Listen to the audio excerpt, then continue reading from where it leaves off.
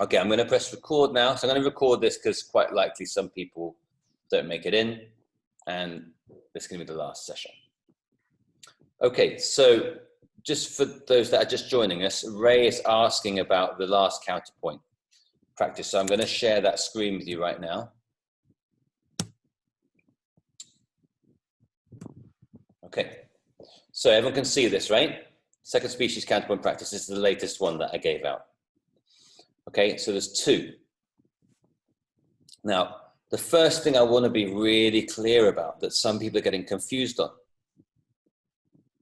The counterpoint starts here, obviously, it's the first note of the piece, right? But it doesn't end here. It ends here, and we know that because we can see a double bar line, right? But there's another reason that you know it doesn't finish here. Who can tell me what that is? Who can tell me that reason? So it ended on C. Thank you. No, on C. Right. So the Cantus Firmus, which is the notes we've been given, always starts on a tonic and ends on a tonic. So you see it start on the tonic, so it means that we're in C something, C major or C minor. But we know we're in C, right? So it's going to end on a C. So if you see your last note as being an A, you should know that something is not right. Okay? And that's why you get down here and you see a C. This is where it ends, on a C. It always starts on a tonic and ends on a tonic. And some people are trying to end it on the end of the first line. Okay? Please don't make that mistake. There are not 4 Cantus Firmus on this page. There are 2. Okay? Right, so following on from that, Ray is asking, what is the key of this one here? I think I'm sure I mentioned in the last class, I'm putting a few little tricks in there to test you. Okay, so who now can tell me what key this is in? Ray, you want to say again? I was thinking major, I was thinking minor, but then I was thinking the Mixolydian from C, the next from D. Okay, you're making it too complicated. So remember what we just said, it begins on the tonic and it ends on the tonic. So I know I'm in C something. So down here, what key are we in now? D something. D something, right. That's all you really need to know, right? So there's no key signature. So that's the little test, right? But you've got F naturals. So it's not D major. So it's basically D minor. Now, it could even be a mode, sure, but you don't have to worry about that. Because remember, we're not putting any accidentals in except when. When do we put in an accidental? Anybody? So if it's if the second to last note is a minor or something like that. The second to last note needs to be raised, okay? So in this case, we're in D something, right? Now, if we're in D major, what's your 7th note at the end going to be? D major, your 7th note going to be C. Careful. If you're in D major, your 7th note is going to be?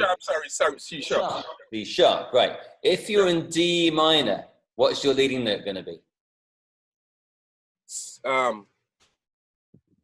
C. The natural minor or the harmonic minor? No. See, that's where you're making it too complicated. Oh boy. In counterpoint, what do we always do for the minor at the end? Sharpen the 7th degree. Right, so in this case, what would that note be? C sharp. Right, and if it's D major, what's the note going to be? The leading note going to be? C sharp. Right, if it's D minor, what's the leading note going to be? C sharp. Right. So that's why I'm saying it doesn't matter. It's going to be a C sharp, right? And that's the only accidental you have to worry about. The rest of the time, everything's taken care of. Okay? If I could ask a quick question, Yeah, Kern, hey. I end up putting a D major. Is that would be considered wrong then? If I do it at the D major. Well, you're gonna have some problems here because did you put sharps in the Cantus Firmus? Yeah, for the sharps and the like in terms of the F sharp and the C sharp, but I completed it, but as I said, I was straight. And right. it looked Yeah, great. so we're not changing the Cantus Firmus because the Cantus Firmus is the notes that you are given. So you're not supposed to change those.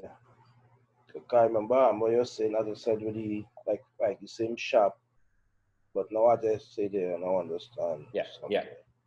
Now you might need to put a flat in D minor. You might need to start putting some B flats in. Okay. Yeah. But again, if I put a flat in the key signature, when might you need to change that to a B natural? If I put a B flat in the key signature, which is what should be there, right? If I put a B flat, when might you have needed to change that to a B natural?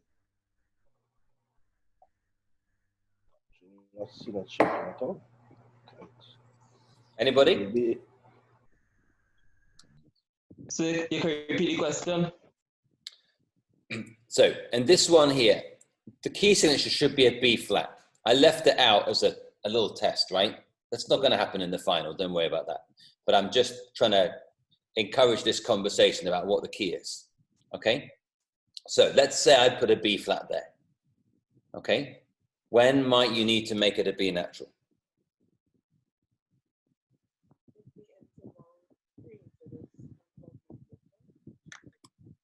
So I don't think you need to make it a B natural. So when it comes before the C sharp, you have to be natural. Right. Thank you, Megan.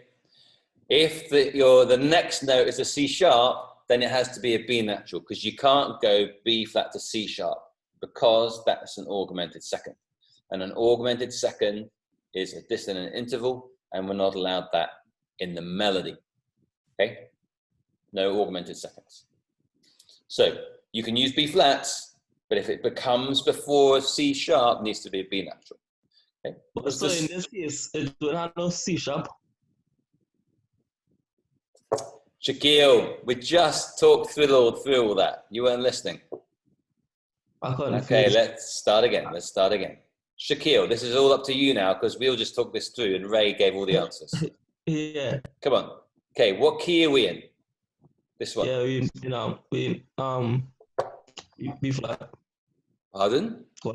One flat, B flat major, two flat, which one? Okay, hold on. You're not looking at the same thing as me. Can you see my mouse moving around? Yeah, I know what you're saying, yeah. Right, well, there's no key signature, right? No, well, I was hearing when you was saying how is B flat now, so. Right, but let's start again. Tying up myself. Let's start, yeah, you are. You're not, because you're not really listening properly.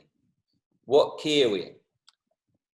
On this it had to be B something. Sorry? It had to be B something. B something? Why do you think that? Because the first note is B. No, B, it's not. Sorry. Right. Yeah, it had to be D something. D something, right. That's the important thing because it ends on a D. And you know the Cantus Firmus isn't finishing here because here we have an F. It finishes here. So it's D something. It's D major or D minor.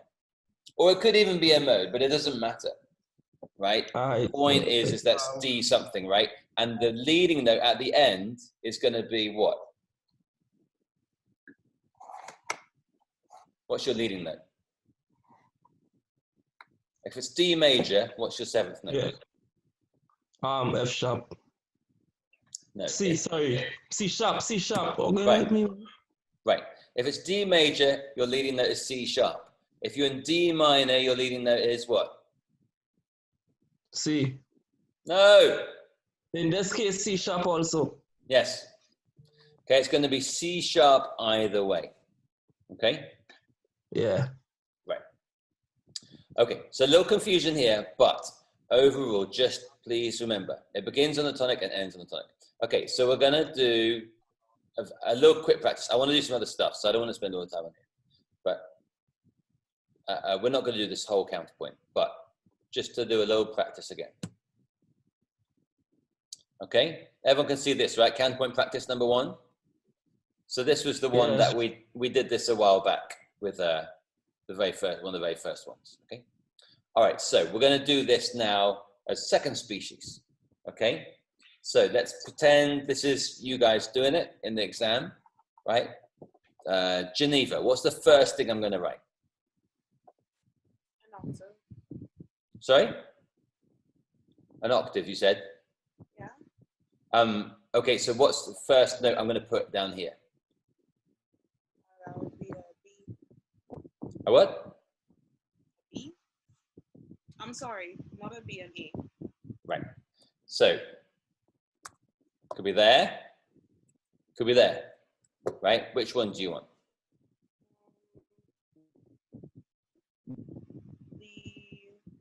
The upper one, so that you can go in the opposite direction. Right, you're a little quiet, but yes. So if for anyone that couldn't hear Geneva, she's choosing this one because then she can move in contrary motion because the line here is generally going up, so she can generally go down. So that's a good reason to start there. Now, the only other choice you have in second species, it can be there, or can someone tell me where's the other place I could put that note? Bottom. Well, it could be that or it could be that, right? And what other choice do I have? Second species. Could use the fifth. No. The fifth only happens if you've got the Cantus Firmus in the bass. What else can I do with this whole bar? Look at this whole bar. I've got one other thing I could do. A rest? Right. It could be a rest and then the A. Right? Now, some people are doing this. That's not okay. You can't do that. Let's say, but this is not okay. You can't do a note in a rest, right? I could do that, right? Or I could do that, right? So it can be a rest on the beginning, but not rest in the second note. Okay, but the best answer there, I think, would be that. Okay, all right, so we start, but let's not worry about the middle right now. Okay, so Geneva picked this note here. Okay, someone else, tell me what I'm going to do at the end. We did the beginning, now we're going to do the end. Megan, why are you having a break from the doubles? Oh no, she's got her hands messy. What's my last note going to be, Megan? Octave. So the last note will be the octave of the note right now. So that will be, oh God, that will be A. Right. Whole note A. Okay? Mm-hmm. Now, it could be down there, but as Geneva was saying, better to have contrary motions to go down and we go up. So this isn't an octave, this is a unison, right? I know one octave in a unison, sir. Right. So the other thing that some people get a bit mixed up with is they're sometimes saying it's an octave when it's a unison. Why might that be a problem that you're making that mistake? Can anyone tell me? Why is it important to know if it's an octave or a unison? Not sure? Because you can have unison at the beginning and the end, but you can't have unison in the middle, right? So just make sure that you're aware of when it's unison, because no unisons in the middle. Okay, right, so we've got the last note as an A. Right, what comes before the A? I'm going to ask someone else, hang on a second. Akil, what comes before the A? G sharp. Thank you. Like directly before the A, G sharp. Right. Now you've got two options on where to put that G sharp, right, Akil? So it could be there, or where else could it be? The first beat of the bar. Right. It could be that. Okay, so second species, you have a couple of choices, right? The beginning, you can have a rest if you want. And down here, the seventh, the leading note, the seventh note can be there, or it can be there. Okay? Now, you're probably going to make that decision a bit later when you do some other stuff. All right? So you've done the beginning, you've done the end. That's why we practiced openings and closings. Okay? So when you get your counterpoint to do the beginning, do the ending. You don't have really many choices at all at that point. It's only really the octave. Okay? And then you start filling things in. Okay, the next thing I wanted to just talk about today was Ray was talking about having a problem with too many octaves. Okay, so remember, when it's an octave in the middle, right, you have to step into it at the top. All right, so we could put an octave here, right, because the top line is stepping into it. We don't want to put an octave here because the top line is not stepping. Okay, so avoid that octave. Okay, now sometimes you might have trouble and you need to put an octave there for whatever reason, right? But try and avoid that. But an octave could go in any of these places. But if this is an octave, you need to make sure you're going in contrary motion, right? Because if we do this, this is a hidden parallel octave, right? Because this is going up and this is going up and it's landing on an octave. What that means is in the middle, we kind of have an E. That's why it's hidden, because we don't really have the E, but it's kind of there in the middle. Okay? So you want to make sure you're going in contrary motion. So at that point, it might be something like this. Okay? Did everybody follow what I just said? Ray, in particular, as you were asking, did you follow that? Okay with you, sir. Okay, good. So just to... I have a question. Yeah, who is this? Azaria. Hi, Azaria. So I know that we're doing dissonance in this second species, but if you choose to do a whole bar with just full consonants, would that be considered wrong? No, definitely not. But so make sure you get some dissonance in. Now, as you're asking that question, Azaria, I will say some people are not handing in the practice. And that the problem with that is that you're not getting the feedback from me. So those that of you have done it will notice that I'm giving you plenty of feedback. I'm marking them and I'm putting comments, okay? And that's important because then you do it, and then if you go wrong, then I'm able to show you, and then you know where you went wrong, right? It's the best way to learn. It's much harder to sit here and listen to me talk and understand it all. It's much easier if we go through all this and then you practice it and then you go, oh, right, that's what he was talking about. Okay, so please submit the practice. Okay, right, so anyway, back to the question from Azaria, is it wrong? No, you can include consonants for absolutely sure. But, as I said at the beginning, I know, Azaria, you weren't here at that point, you want to include dissonance because the dissonance on the second beat of the bar wants to resolve. So a consonants, right? And that gives it forward motion. Our ears want the dissonance to resolve, right? So that's why it's good to include the dissonance. Okay, you also, with dissonance, you can now do more stepwise motion.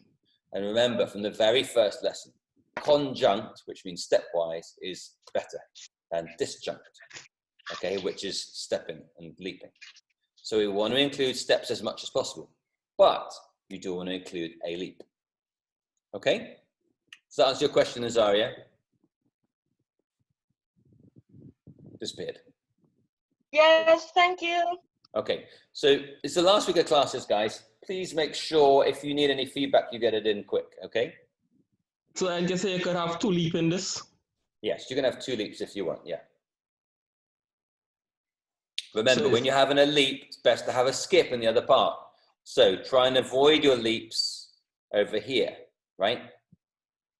So leaps, more leaps to be correct, you could have 2 leap and you could have 2 octaves in the middle, like somewhere in the middle. Yes. All right.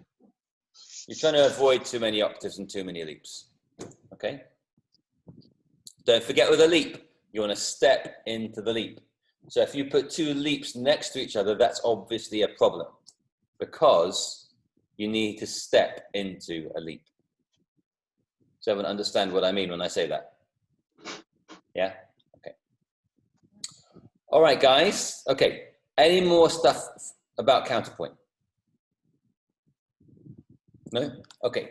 So please do get in your assignments really mainly so that I can give you the feedback. It's going to help you understand if you're going wrong, okay? All right, so the other thing I wanted to do today, it's not a music tech class, obviously, but Obviously, we had a bit of a mix-up on Tuesday, and I was late to the meeting. So I'm just going to go over that again, okay, the music tech, so that everyone knows what's happening. So I think if I'm just trying to get this back for you. Okay. All right, can everyone see that it says music tech now on the screen? Can everyone see that? Start a score in Sibelius. I'm just checking you can see it. Yeah? Okay, so you can see down here it says final assignment, right? Mm-hmm. Okay, right, so we're clicking on final assignment, and you're going to see 2 things to download, right? And there's all the instructions here, but we're going to just do it briefly now, okay? So what's important about this task is you're learning to put MIDI into Sibelius. It's quite common to get MIDI files of pieces. A MIDI file is something, it's a computer file, it's not a recording.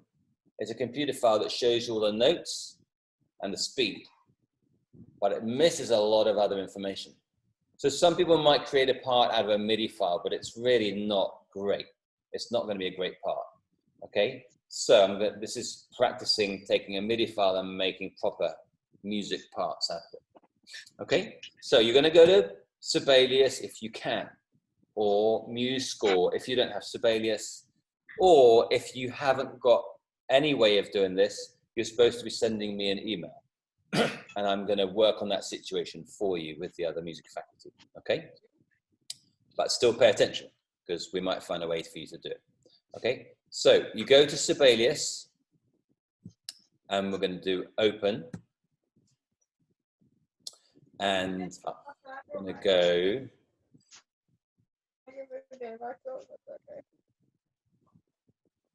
Megan, could you mute your mic if you don't have doubles? If you don't have doubles all over your hands, thanks. Okay, so guys, can everyone see? Oh, you probably can't see this window, but never mind. I'm just importing the MIDI file now, okay? And you should see what happens on Sibelius. Let me do. Maybe I'll have to do that for a second. I think Sibelius is just working. Hang on a second.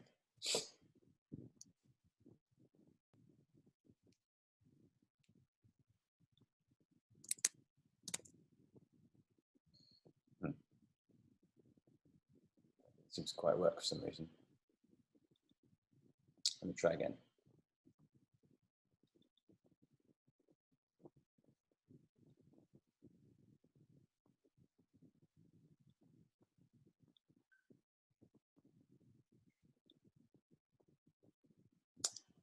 Okay. Let's see if I can manage to share the screen with you. Screen. Is that going to work? Here we go. Okay, so I think you can now see this is what comes up when you try and open a MIDI file with Sibelius. It asks you for a few things to do. You can just pretty much leave everything as it is. I would put a letter size in here. Okay, but you don't really need to check anything, just click OK. All right.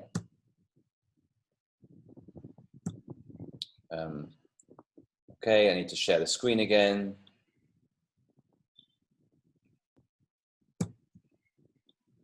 Okay, and now you can see what Sibelius created out of a MIDI file. Okay, so we have a title, we have the pan instruments here.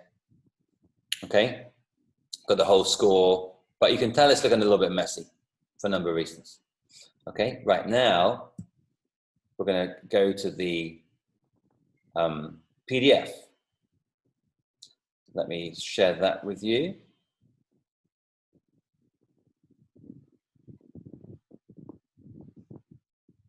Okay, so here's your what we're trying to get to.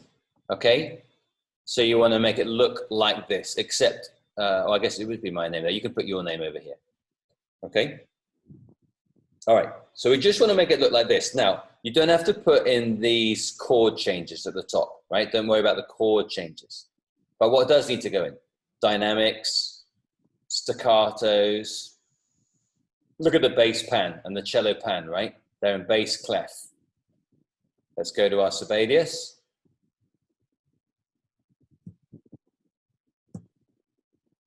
See here, everything's in treble clef, okay? So we've got to change those into bass clef. You'll also notice that instead of a staccato crotchet, we've got a quaver, okay? Because the MIDI, we just worked that out as being a quaver, like half a crotchet, rather than doing a staccato crotchet, okay?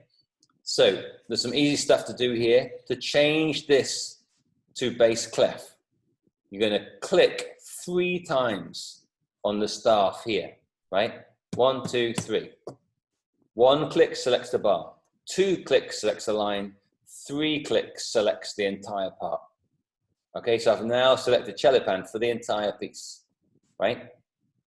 I'm going to go up here and change the clef to bass clef. Done. Super simple. Bass pan, I'll do the same thing. 3 clicks. 1, 2, 3. I've now selected the bass pan for the entire piece. Up here, clef, bass clef. Done. Okay, so that was pretty easy, right? Okay, you're gonna have to put dynamics in. Can anyone remember what's the shortcut for dynamics in Sibelius?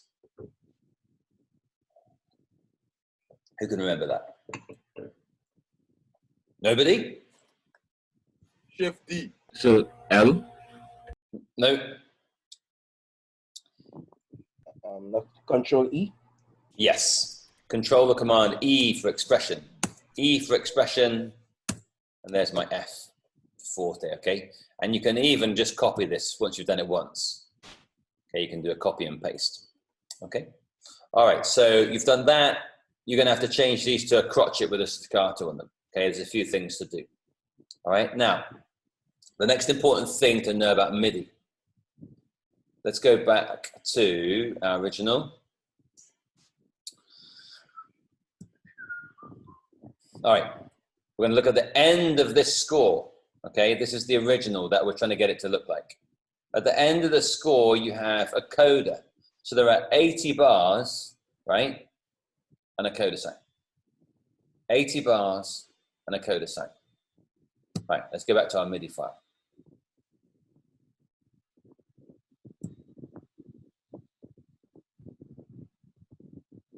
Okay, here we are. This is our MIDI file. Let's go to the end.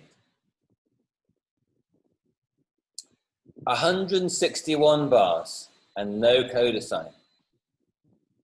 Who can tell me what happened? Why are there 161 bars in this version? So it played the same thing twice or something? Right. The MIDI is just a playthrough. It doesn't deal with any repeats. It doesn't put any repeats in. It's just a playthrough. So what that means is you have all the bars twice here. Okay? So we go back to our PDF and just check out where those repeats are. Okay? Let's go to the top.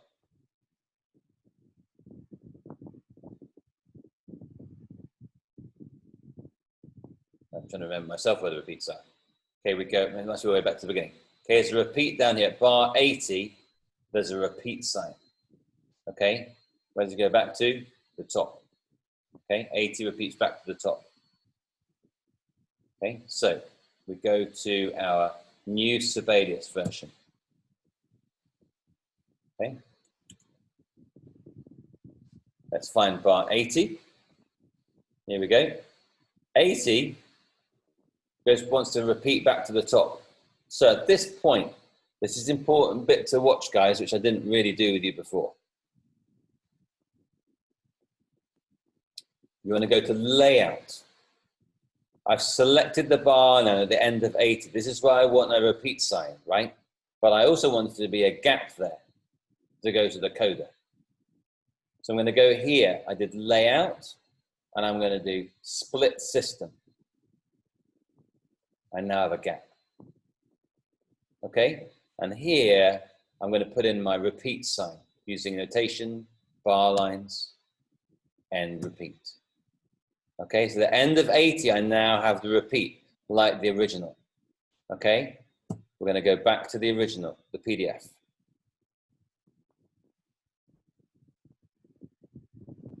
Look right down the end. Okay, the end of the 80, I had the repeat sign. There's a gap. I've done that now. And then I have 3 bars of a coda. The last 3 bars of the coda. Okay? 80, bar 80. Then there's only 3 more bars. Okay.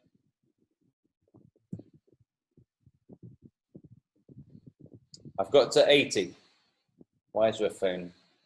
Sorry. Okay, I've got to 80.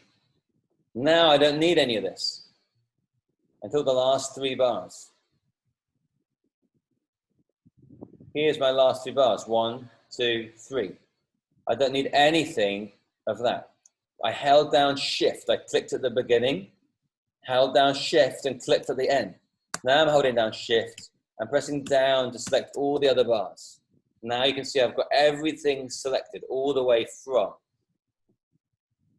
There's that gap, the gap that we created by doing split system. Everything selected all the way now until the last 3 bars. I'm going to do Command, Delete. Do you want to delete these bars? Yes. Done. Oh, well, it gave me, it joined them back up again. So let me do it again. Layout, split system. I've now got 80 bars and a 3-bar coda, just like I want in the original. Okay, I've just got to add in my coda sign. And for that, I go to text. Now I've got stuff getting in the way here. And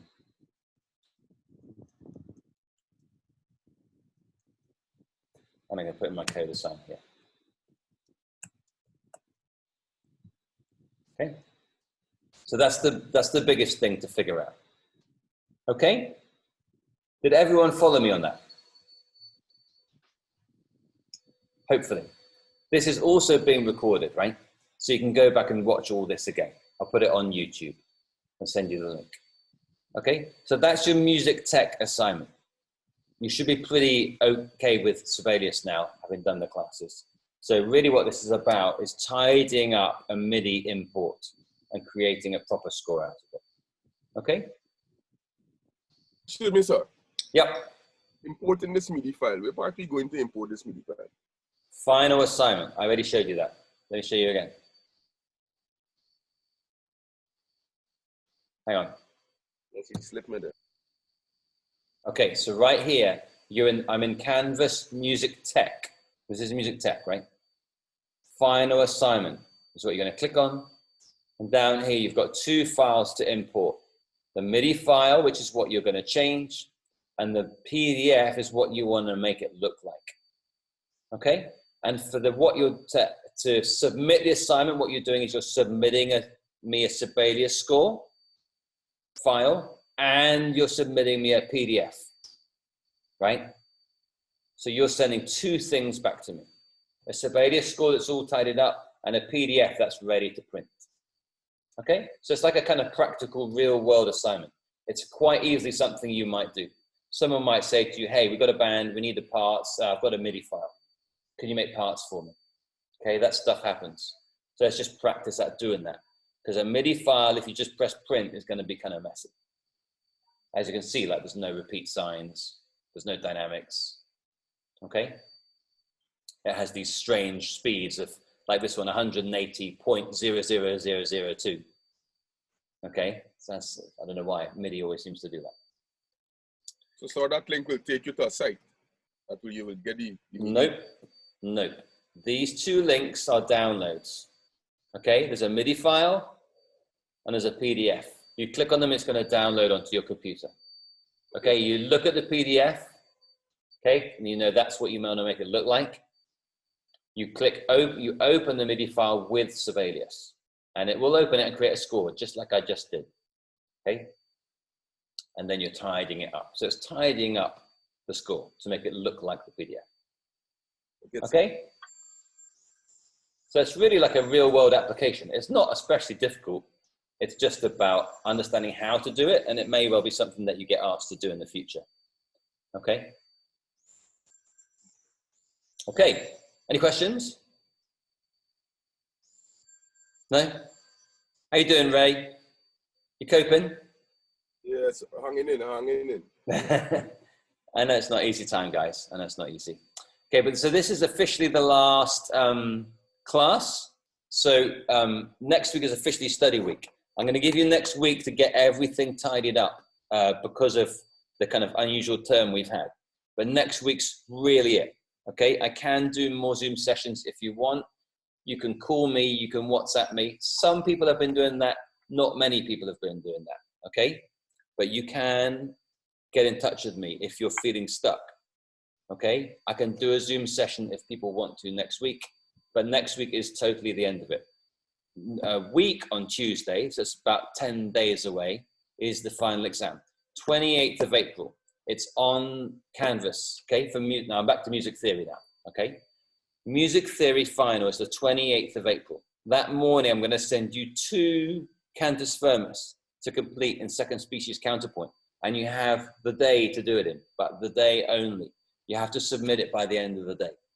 Okay? Now, bearing in mind, maybe internet problems, maybe computer problems, just the general situation in Trinidad, it's possible that some of you may have a problem on that day. It's possible all of us might have a problem, but hopefully not. But let's say some of you have a problem. You have to get in touch with me because it's an exam. You have to call me and say, this is what's going on. I can't do the exam. Okay? And there will be another opportunity to do it the next week. If you don't make it the next week either, we have to go to the extenuating circumstances committee, okay, and make a plan of action, okay? But the faculty understand that's difficult times. So we're not gonna just say, that's it, you failed, okay? But you have to stay in touch, okay? That's the most important thing. Call me if there's a problem, all right? So that's really the message for the next 2 weeks, okay? Next week, we're getting everything tidied up, get your assignments done, get your practice done, get your feedback from me. Okay, end of next week, that is it for coursework. The following week is exam, okay? Stay in touch. Don't just disappear. If you disappear, I'm gonna have to fail you, okay? And I really don't wanna do that. So please don't disappear. Please call, write, stay in touch. That is the main thing, all right? Okay? All right, any questions? No? Ray's got a cold. There's 2 things, sir. Yeah, Miguel, yeah. Miguel, and concerning, okay, you was talking about assignments before. You were saying, I think our previous class I heard you say something like, you gotta make sure you have at least 20 assignments done. Yes, so there's about 25 on Canvas, okay? Now, it's good to do all 25 because it's practice and I'll take your best scores. But at least make sure you got 20 in, okay? Okay. If you see in zeros, you want to get rid of those zeros, all right? Please don't have zeros, okay? And you can see your grades on there. All the grades are there. Now, the grades are not 100% what UTT is going to give you because this is Canvas. The grades go into the UTT grading system and it does change things a little bit. So it's not your definite final grade that you see on Canvas, but it's giving you an idea of where you're at. Okay. Also, obviously, it doesn't include your final exam, which is 25%. Okay. So your grade is going to change, but it's giving you an idea of where you're at the moment. So if you're seeing overall 80%, you're doing pretty well. If you're seeing overall 20%, and some people have that, please do something about it quick. All right? Please get in there, finish up your assignments, okay? Ask for feedback, okay? Yes, and the next thing, and were you up to date on attendance? Yes. Well, yes, because you have to register when you sign in, right? Except today, did you have to sign in today? I don't think so, right? Oh, you did? Okay. I think so, yeah. Well, I was making, today was because I wasn't being clear. Okay. But today's a little different because it's just a wrapping up. But yeah, the attendance is mostly up to date. I think I have to do the last class or two, perhaps. Anyway, but here's the thing about attendance always from me at UTT. If you're failing on attendance, I write to you, okay? So if you've had an email from me about your attendance, you know where you stand, right? And if you haven't, then you're fine. Okay. There's no more emails coming out about attendance. There's no surprises there. Okay, so All right, sir. if you didn't get an email, you're fine. Excuse me, sir. Yeah. Already you make mention of the zeros. So I got a zero there. Remember, I tell you about, or inform me about it already concerning the peer review thing. Yeah, don't worry. No, Ray, don't ask me about that again. Peer reviews. Just forget. I'm not even going to go into that again. For now, forget the peer reviews. Okay. I wish it had worked, but it didn't. Okay. People didn't do it, so I can't penalize you because other people didn't do it. So just that one's white. Okay. Don't worry about the peer review and the one what it went with it, intervals and key signatures. So that's like the first couple. Okay. All right. So don't worry about those. I will try and make sure that that's clear. I'll maybe go in and tidy that up myself. Okay. Because you have asked me about that at least 4 times now. Sir? Yes. Hello? Is that Azaria? No, it's Aaron. Aaron, hi Aaron. You said you're taking 20 out of the 25, so you're not taking the full 25. You will get the best grade that you can get depending on your submissions. I can tell you that. Okay. If you've got less than 20, you need to fix that. If you've got 20 or more, you're in good shape, and I will take the best marks that you have in that group. Okay. Some people have a number less than 20 and a few less than 20, and that's a bit of a concern, all right? So when I give out zeros, I'm generally saying, hey, look here, you didn't do this assignment, right? Because if I don't mark it, some people then just don't even notice that they didn't do it. So I'll give a 0. That's a little warning for you guys to say, oh, I need to do that, all right? So please just check Canvas and make sure you're doing all the work, all right? And it's not only about the grades, it's about getting the practice in. Counterpoint, second species, a lot of people are having a few issues, right? But that's okay, but do the practice, that's what it's there for. Okay, and I give you feedback and I give you a chance to do it again, but that's good practice for the exam. So it's really more about the practice than it is about getting the grade. Okay? Okay, more questions? One more question before you go, sir, just to make sure that we're on the right track. So once we're in the second species counterpoints and we're dealing with a minor, you have to make sure that you raise the 7th degree and you naturalize the 6th degree, right? Yes, careful saying naturalize. The 6th and the 7th are raised on the way up to the tonic. It's the same as doing melodic minors. Everybody knows melodic minor because we've done it in class plenty, right? So what it is when you're going up in the minor, you're doing melodic minor. When you're writing a melody, you never use the harmonic minor, okay? At least not in the style of music we're looking at. The harmonic minor is something that comes out doing scales and a few particular types of music. But in general, when you're writing music, you use the melodic minor because it's a melody, right? That's why it's called melodic minor. So on the way up to the tonic, if you have 6, 7 tonic, the 6th is raised and the 7th is raised. I say be careful saying naturalized. You're talking about D minor, where you naturalize the B flat to B natural. But you might be in a different situation where it's the sharp. It might be, if you're in A minor, you're going F sharp, G sharp, A. So you've sharpened in that instance. But you can always say you raise the 6th, you raise the 7th, okay? So the counterpoint, you always end on a tonic. And the last note is always the leading note, unless the leading note's in the cantus. Okay, the cantus usually goes 2nd degree of the scale to the 1st. And the counterpoint that you're writing usually goes 7th to the 1st. But it could be the other way around. The cantus might go 71, in which case you go 2 to 1, okay?